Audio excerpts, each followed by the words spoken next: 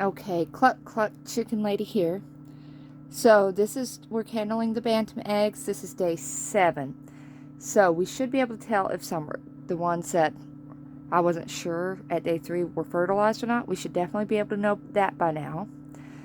And we'll just see kind of what the progress is on the ones since we candled at day 3. Now, a lot of people will say, don't candle your eggs so much. They need to be in as much as possible.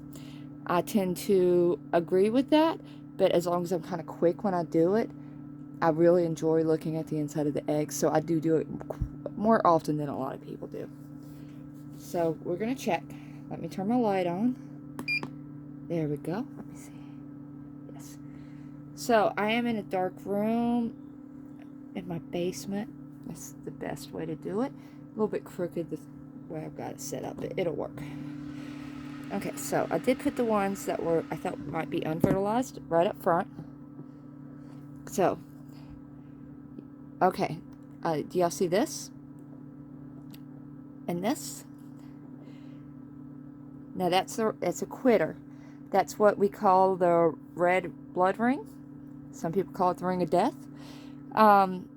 So that one probably was fertilized at some point, but it's definitely a quitter now. So we can remove that one. So let's see about this one. Okay. Now this one. So I can tell you that this one was not fertilized. Okay? You see no veining, you see no red ring of death. So we got 2. We're probably going to be getting rid of a few. This is the green one. Somebody really wanted this egg. Okay, good. Can y'all see that? Miss Karen 56. You've got a fertilized egg. She really wanted the green one, and I really wanted that one for her. So that one's good. Oh wait, was that the green one? This may have been the green one. Sorry, it's dark in here. I can't tell. Hold on, Karen 56. Don't rejoice yet. Okay, so I thought that was weird that I could see through that green one. So this one is the green one, and I can't see anything through it. Just like, I've told you, you can kind of see something. I can see a little something through the camera. All right, so the green one, I don't know yet. I'm going to let it sit. Like I do all my green ones, just wait and watch. So, Karen, if for some reason that one doesn't hatch, we have plenty of more for you. I'll let you pick them out. Yours out. Let's see.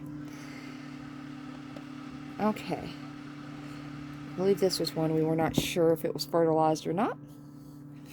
This one's fertilized. See what a difference a couple of days makes.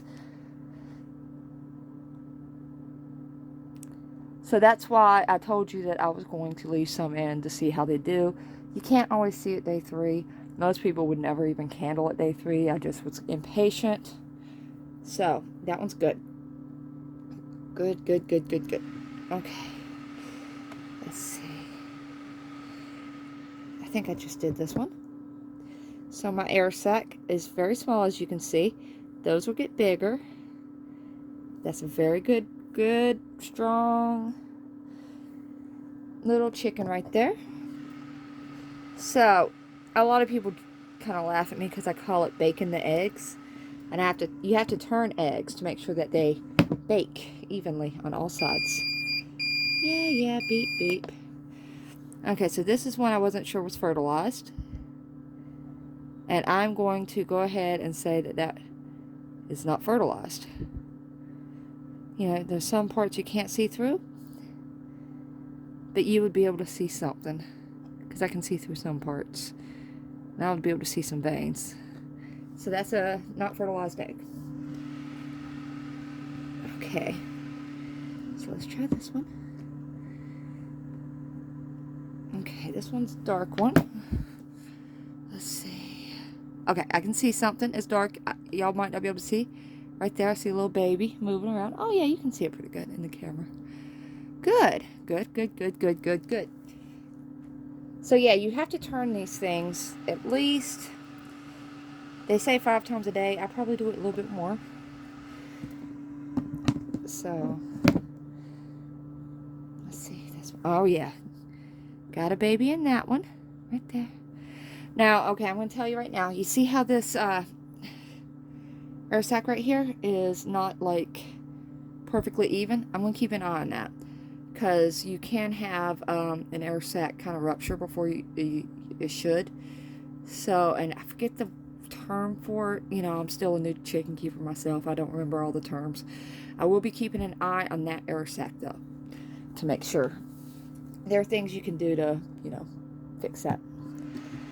Okay, let's see. I may have grabbed this one. I'm not sure. I'm already losing count. Okay. Well, this one is definitely a baby. Boop, boop. Baby, baby, baby. Okay. So, I'm going to start keeping that track. Alright, let's do this one. Oh, I about dropped it. Oh, that's a good one. Look at that. Look at that. So, like I've told y'all before, that dark spot is actually the eye. So I can see it's starting to form, and I can see its little feet down here. Isn't that exciting? Now, I am a little bit worried about the veining. There's a lot of veining in there. Actually, I'm not really worried about it, but it's very red, and I'm worried that it's working on a red ring of death. But let's just hope that it doesn't. It could just be some very strong veining going on in there. And it's moving right now, so it's definitely not one yet. So we will just kind of watch that one. After this, I might not candle till day 14. We just will see. Okay, let's see this one. Got plenty of white ones this time, so look at that. Look at that. You see it moving? Isn't that neat? So that's a good one. Good, good, good, good. Okay.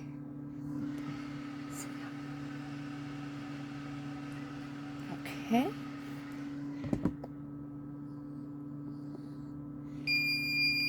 I'm so sorry about the beeping.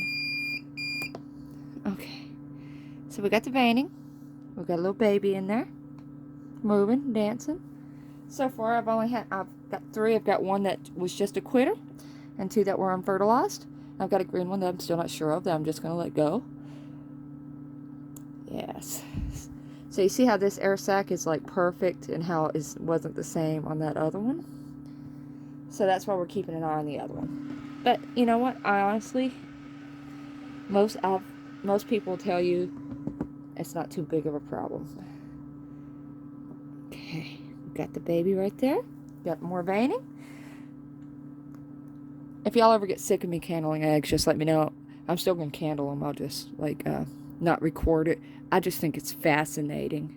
The first time I candled an egg and saw a baby inside of it, it's just the most amazing thing for me. Okay. So we got that one. I'll put this one up here. Let's see about this one. Yeah. Got a baby in that one, too.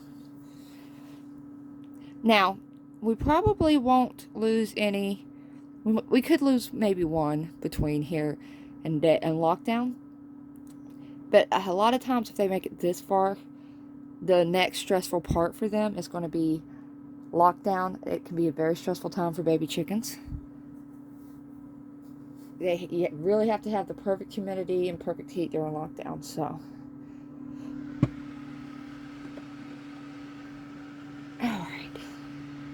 Let's see. Oh, it's a good one. Got a good air sac. We got some good veining.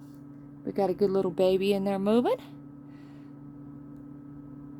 I'm really hoping I get some more cute little, you know, I'm not really sure. I thought that they were lavender cochins, but now that the one's getting bigger, I think that it might be a gray splash, I think is what they call it.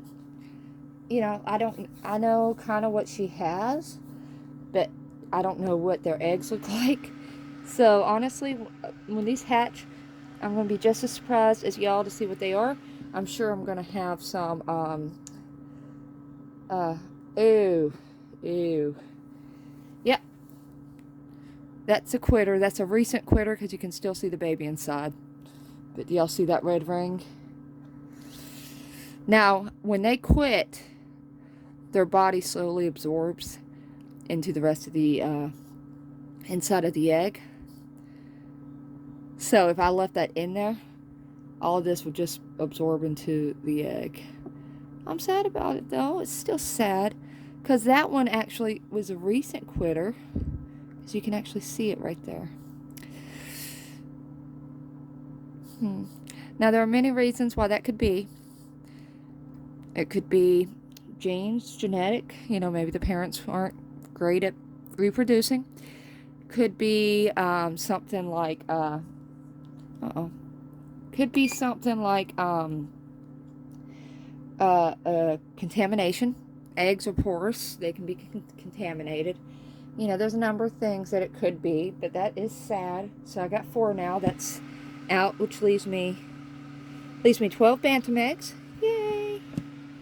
You know what? If I can get all of those, honestly, if I can get 10 of them, I'd be happy. Okay, so this is my Rhode Island Red. Now it's hard to see, but I see a baby right there moving, and I can see veins. So this, I've got a special name picked out for this. Now the air sac, let me look at it. Yeah, the air sac's okay. So now I'm going to be quite honest with y'all. I had wedding stuff the past 2 days. They did not get rotated like they should because my husband's just, you know, he doesn't think about eggs. He's got more important stuff to do. So, like yesterday, for example, they probably only got rotated 3 times. But I don't think it's going to be too big of a deal. I have, you know, it's fairly early. I think it'll be okay. So, this one, this is a pretty big egg. But yeah, it's going to be a good little baby so far. I've had success rates with this mama. So, that leaves me with 13 eggs in there, counting the Rhode Island Red. 12 of them being bantams. I'm hoping to get at least 10 of those. Send good vibes, prayers, whatever you would like. I'm going to make a whole new area for bantams. Oh, and I've got a green, I forgot, I do have a green one that I'm not sure of, just letting sit because I can't see through it. But I think that most of these will either be, because they look very similar to the other eggs I hatched, they're either going to be the, oh, I cannot think of the name. Dominickers, that's them. Or the, whatever the gray one is. I think it might be a gray splash now. I've went back and forth as to what that gray one is, but now that it's getting bigger, I think it's a gray splash. But my little gray ones, I love them. They're so cute. They're actually sort of butt heads because they escape so much and run out in the woods, and I have to go find them, and they're really good at hiding.